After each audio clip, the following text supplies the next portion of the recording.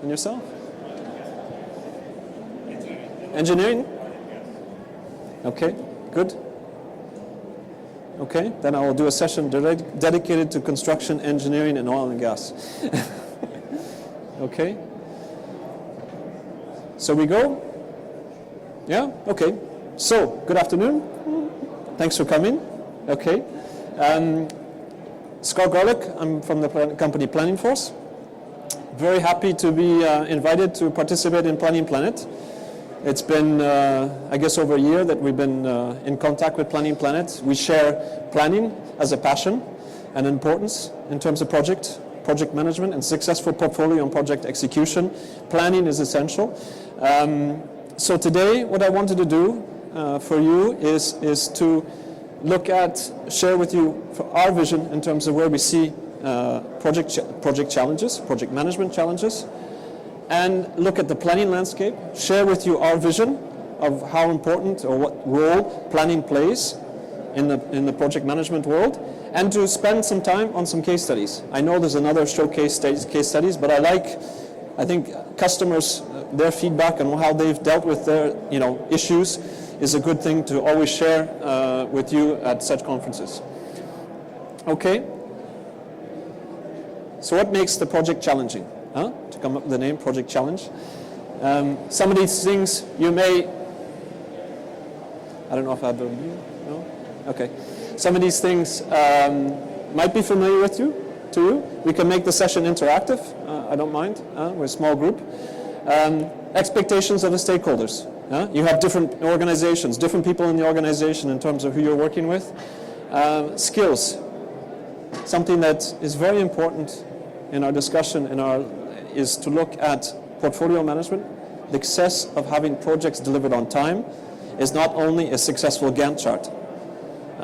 What is important is to look at the resources that are important in the deployment of these projects and look at the availability of these resources, because we know that to have visibility on your total size of your team, people are located all over the country, all over the world. Having the right visibility on who is there to deploy a project is essential and not evident in today's solutions. Project priority, changes in scope. Okay, it's a day-to-day reality. How do you deal with the changes of priority? You can redo a Gantt, but really, what about the team? Yeah, where do you find the resources in order to react to that team? Budgets and resource constrictions. We have a lot of customers today continuing, how do I reduce the cost, or how do I reduce the use of external consultants, subcontractors? How do I maximize who I have today on board, who's sitting on the bench, get them skills, enable them in terms of additional skills, and if I'm working with subcontractors, am I managing them correctly? Really maximizing, optimizing the use of resources against project portfolio objectives is really the challenge we see today. Okay, and in certainty, in terms of task effort, you're all in the engineering world, so you have very, very skilled resources. Yeah, maybe sometimes predictability. How predictable is task effort estimations? We're not in a repetitive task. We're not in a machine mode. You have dedicated execution of certain tasks, and we see that in order to come up with a portfolio of projects on time, planning on time and under budget or on budget, being able to really estimate task effort and plan with those tasks effort is a challenge today. Okay, demand management. Be it an internal demand or be it with customer demands, we have organizations where you have a timeline of a development of a project, 3 months, 6 months, 12 months, and then you have the reality of interruptions to that planning. You're interrupted, you have to do a new project due to a customer demand, you have to reorganize your portfolio. How do you manage that organization and reorganization of the portfolio today? And think about the resources related to that reorganization. How do I manage, or how do I make the decision? Do I bring on a subcontractor to handle that disruption in my planning, or do I realign my own portfolio? It's related to people as well as priorities. So really, where we're coming from a planning force perspective and the importance of people and their skills to execute the tasks to come with a successful portfolio execution is really up to that supply and demand within your own organization, where you have the projects portfolio and try to align. We put the arrows, maybe something you share, maybe you don't. I think in every organization it's a bit of a challenge on aligning the project portfolio with the resources that you have either internally or externally in order to optimize. And what we see, and I must say before coming to this, so far today in speaking with visitors, we have seen that many people share this challenge where you have not only alignment of projects and resources, but also optimize. Look to those resources and to see how better to align them to your portfolio. And we also see that it's this reorganization of if you have a change, or you have a new customer demand, you have a change in your project, the tedious work in emails, sending of Excels, back and forth, how do we reorganize the team to do a certain task, who's going to fly there? That whole collaboration is costing a lot of time and resources in terms of reorganization. So it's also making best time and use of your resources as project management and PMO in order to align the resources correctly. So the planning force landscape, projects and activities. On one side, things that you're very familiar with, along with resources, be it skills. Okay, it's something very important for planning force is the people's ability to execute a task. Okay, what is their experience? Okay, there was, I would say yesterday, and hopefully today and tomorrow we do it differently, but yesterday we planned people based on their title. I'm a program manager, so you must have a program management function. Okay, but what is the actual skills and experience in doing program management for BP or a customer, a specific customer? Are we having that in our system, in our planning and scheduling system? Okay, the levels of how good they are doing at program management or how good they're doing at Java software development. Their ability to execute a task affects the effectiveness of your project execution. Okay, so in planning force, what is very important is to be able to capture those essences related to a person's ability to do a task for a particular activity. Okay, and marrying these two in order to react to customer demand and organize operations to supply what is necessary in terms of resources, preferences, and risk. And then underneath, in order to address always goals and profit, analyze that in your evaluation of pulling different resources on board, what is the cost impact? Because it might be a more attractive option to bring in a costly resource if it can release, terminate a project on time. Or it may be more advantageous to do the opposite, to let a project run over schedule, because it will have, there'll be other projects that will benefit from it alternatively. Okay?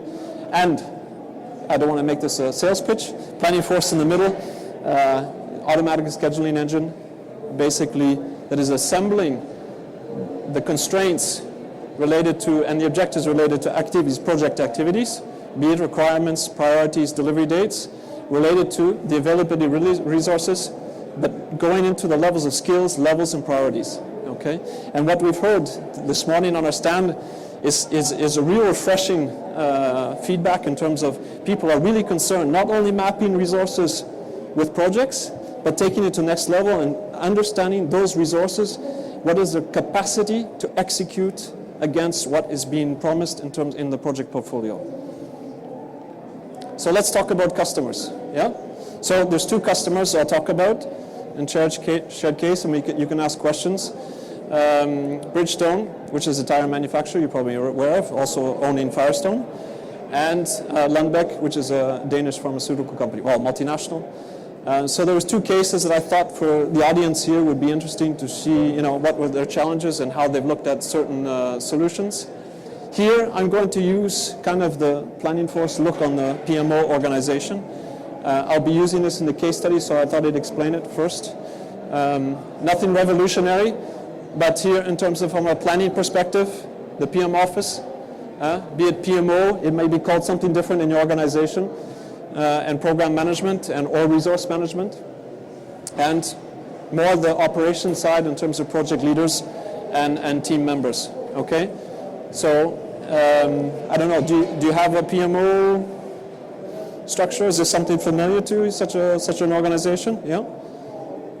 You, sir, as well, or is it less structured? Less structured. Yeah. So it's probably the people managing the resources point. Yeah. Okay. Yeah. Okay. Okay. Okay. And yourself? Similar? Yeah. Okay. Okay. Okay. And are you familiar with the idea that those PMOs, they're managing projects, or they're also resource managers? The program managers, do they have direct responsibility for the execution of the project, or are they responsible for following the portfolio of the project?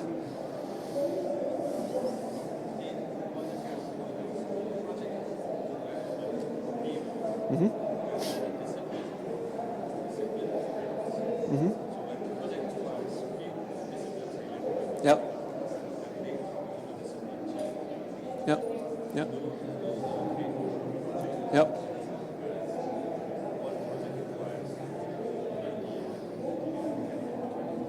Okay, yeah. So there's a combined, yeah. So in many organizations, and there's an additional, I would say, complexity when you get into a PMO structure where they're following a portfolio, but they're actually not responsible for the people. So there needs to be a collaboration between business practices, expertise. It could be business practices that are owning specific expertise, that are owning particular hand, or that have the hand on particular people. And then there's a PMO organization that is responsible for the overall project delivery. And there's a need for collaboration that is in most organizations today still separated. Yeah, still separated in terms of the collaboration. Okay. So in terms of the first case that I wanted to share with you today, okay, you can read the slides. They're wordy, but I wanted that you had as much information as possible. So the group at Bridgestone that is using the planning force is the PLM group, so the program and sourcing management team. Their keen pain point is the tire business. The margins are, they're existent. They tell them they make money, but it's where the competitive advantage is being much shorter in the reactive in terms of the manufacturing cycle time. So anything they can do in terms of increasing the responsiveness, be it in the manufacturing process itself or in the pre-sales process, that's something very important to them. Okay. So what is the manufacturing cycle? To them, laboratory, prototyping, testing, and mass production. So the challenge of the particular group of people in the organization at Bridgestone that we're working with today is really to improve the efficiency of the pre-sales process. Okay? The people who are managing, who get the phone call from sales, I have Vauxhall or Opel that needs a new tire for 2015. What do I do? Okay, I need to make prototypes, I need to make molds, I need to make samples, 100 samples, I need to disturb basically a lot of pieces of the organization over maybe a 6-month period of time.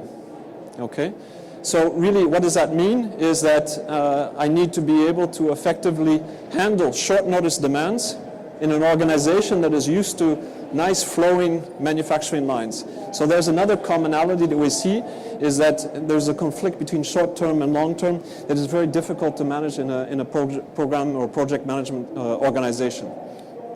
Okay, and then because the team here, the team that is managing this process, in fact it's the lab validation, this process here, this group up to here,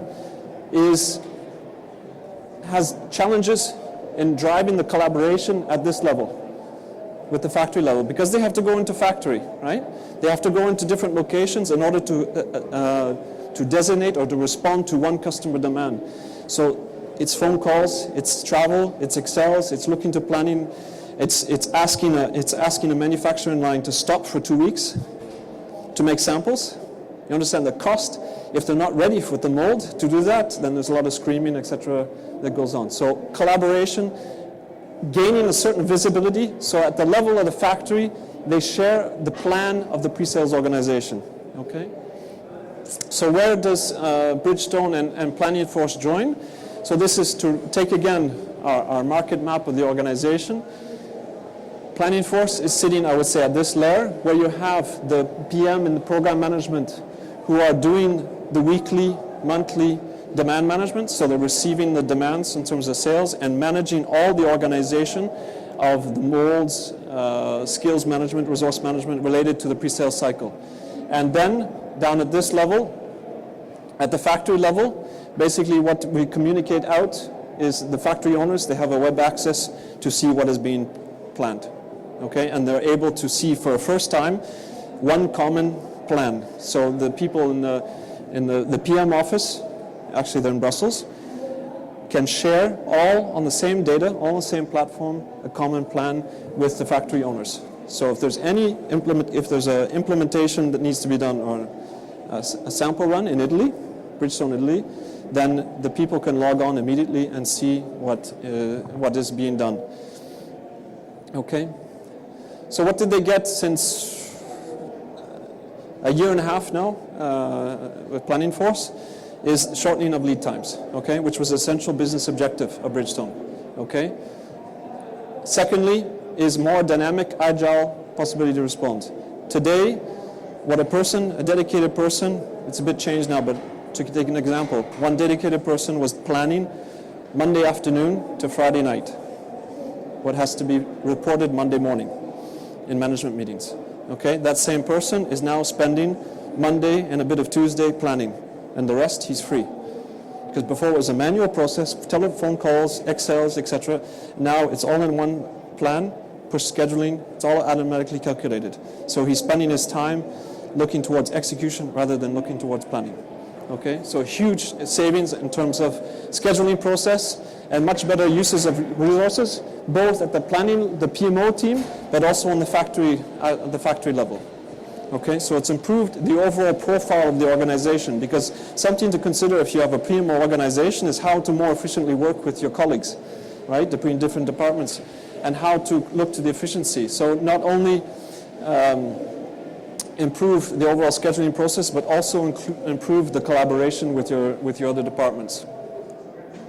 So key takeaways, in terms of the approach, we did a phased approach, so working first of all on a very small deployment. Okay, that's something to think about in deploying a planning and scheduling solution. Do you want to do a big bang and deploy it, or across the whole PMO office? I would prescribe to another approach. I would say maybe focus on a particular business, and that was the approach that Bridgestone took. Focus first on a level of business. Here, actually, we started phase 1 with a small group of people here, and phase 2 we go trickle down. And thinking about deploying a new solution within an organization, they said let's first focus on the core planning team. Show to the organization how the benefits of providing a much more agile response to that planning team, and basically creating a hunger at the factory level for people to say, hey, what's that? How do you plan so effectively now? What's the differences? How can I be involved? And it's also a much more interesting way to provide, to get buy-in from that level of in the organization. If you're a PMO, PM office there, with this level of the organization, to get buy-in from, I would say, buy-in on your plan and on your scheduling at that level organization, it's good to create it by a phase-by-phase approach. Okay, any questions on that? No? Second case, Lundbeck. So here, it's a small team in terms of R&D, so very, very skilled resources and skilled machines. Okay, here resource and capacity planning is not only on people, but it's also on research stations. Yeah, so rooms basically, where they do testing and R&D. So their challenge was basically, first of all, how to effectively, they're all very, very skilled people. They're not project managers or PMOs, but they need to transform themselves into a business-driven department. They have projects that are 3-4 years, R&D studies, 3 or 4 years in scope, but they're being constantly requested by sales to make samples, So they're given 5-6 week time. You need to make 5,000 samples for a certain customer. That dynamic, very difficult for them to manage.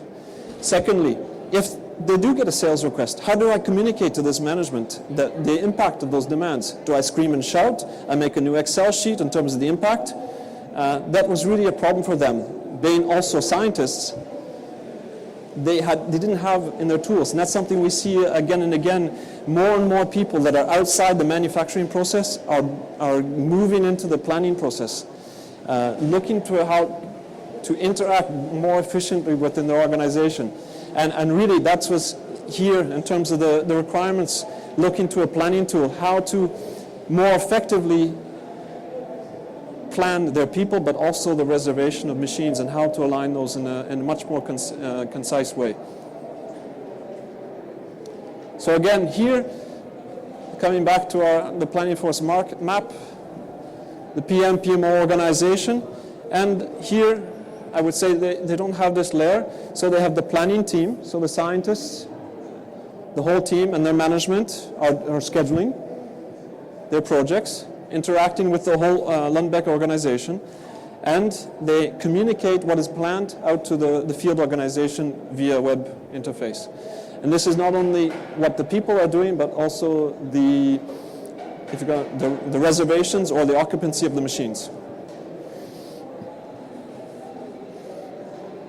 Okay, so improved visibility in terms of the key benefits. Also the collaboration, as I said, they really had a problem. They're scientists, they're not business people. They had a real challenge internally to communicate within the organization. This is, certain demands were messing up the planning. They had no way to say the cost, and they had no way to communicate an alternative. Okay, so with Planning Force, that's how they can now come up with scenario A, scenario B in terms of what is planned and what is possible. Improved delivery times. Okay, by making sure that all the people looking to project management, what is the biggest challenge is delivering on time, right, with your existing resources. And if you try to align based on a certain amount of headcount against deadlines, that's one way to do it. What we're saying here is look to the capacity of each member of the team and make sure those capacities are aligned to project objectives. How can you do that today? It's very challenging. So you need to have a system in place to help you do that, and that's what Lundbeck is doing, is how to align the very, very skilled members of the team and against project portfolio objectives. Okay, a bit of spelling typo, but one of the guys said, that was one of the quotes, postponed deadlines is no longer an option. With Planning Force, we find the right resources that have the agility to find creative and effective solutions. Yeah. Okay, so agility, the possibility to react without spending weeks and weeks in terms of replanning is essential to Lundbeck. So I tried to sum up in terms of what things were in common with the different organizations, lessons learned that you can maybe take away as things within your own organizations is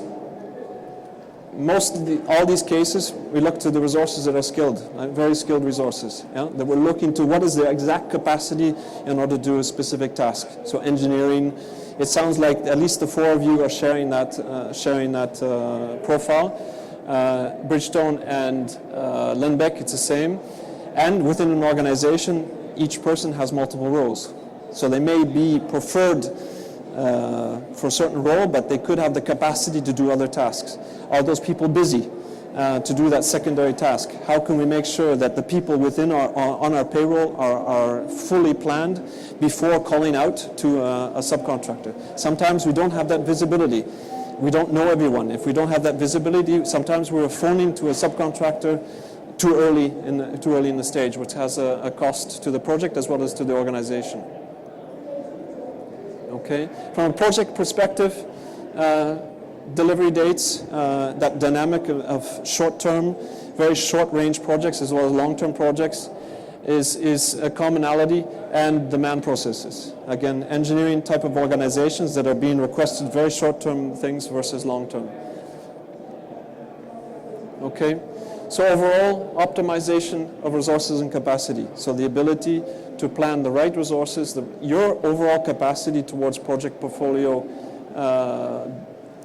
project portfolio, and to improve, because you're taking and you're actually planning in terms of the real capacity of each person to perform a task, your overall planning accuracy is improved.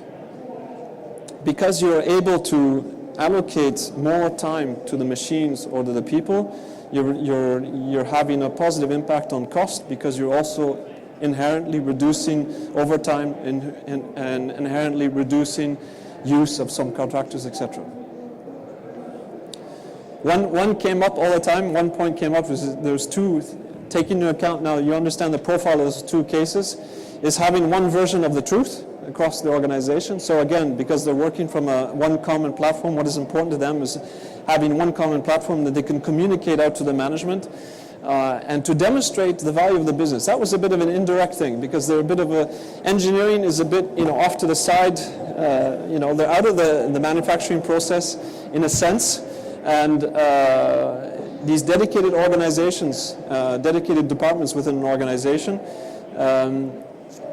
when they're able